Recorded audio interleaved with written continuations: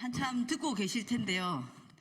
윤석열 대통령 담화를 더 이상 듣지 않아도 대통령 입장이 다 나왔다고 생각하기 때문에 브리핑 하도록 하겠습니다. 하나부터 10까지 변명으로 가득했던 자리, 국어사전 위에, 헌법 위에, 국민 위에 대통령.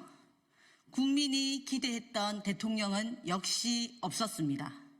오늘 윤석열 대통령은 국회와 국민을 대상으로 선전포고를 했을 뿐입니다. 사과했지만 잘못하지 않았다는 대통령. 오늘 대통령은 사과를 했지만 사과를 하지 않았습니다. 무엇을 잘못했는지 이야기한 것이 아니라 자신이 얼마나 힘들게 일했는지 구구절절하게 호소했을 뿐입니다. 대통령님, 본인이 얼마나 잠을 못 잤고 본인이 얼마나 걱정이 많은지가 아니라 국민을 살피십시오. 지금 국민들이 하루하루 먹고 살기 위해 얼마나 고되게 일하는지, 그런데도 나라 걱정에 근심하며 촛불까지 들어야 하는 이유가 무엇인지 살피십시오. 국민들이야말로 이런 대통령 처음 봤습니다. 자신만 옳다는 대통령.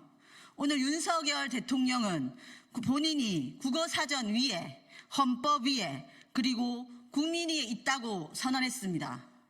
공천 개입도 자신 멋대로 해석하고 국정농단도 그런 것은 국정농단이 아니라는 말로 치부해 버렸습니다. 국민은 정치자금법 위반, 공직선거법 위반, 청탁금지법 위반, 신고반환 의무 위반, 직권남용 등 헌법과 법률 위반 의혹에 대해 명명백백하게 밝히고 처벌하기를 원하는데 특검에 대해서는 헌법 정신 위반이라고 언급할 가치도 없다는 듯이 잘라 말했습니다. 지금 특검을 요구하는 것이 단지 국회의원 몇 명입니까? 국민들 70%의 의견이 헌법에 위배됩니까? 특검을 거부하는 것은 대통령으로서 당연한 권리이고 특검을 요구하는 것은 헌법 위배라는 그런 사고방식으로 어떻게 한 나라를 책임지고 계시는 것입니까? 국민이 아니라 아내만 감싸는 대통령.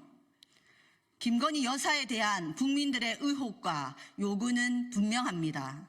죄를 지었으면 수사를 받고 처벌을 받아야 합니다. 그것이 헌법 수호 정신입니다. 그런데 김건희 여사에 대해서 대통령 휴대폰을 써서 밤새워 답장까지 해준다며 감싸는 대통령. 김건희 특검은 헌법 위반, 인권 유린이라고 말하는 대통령.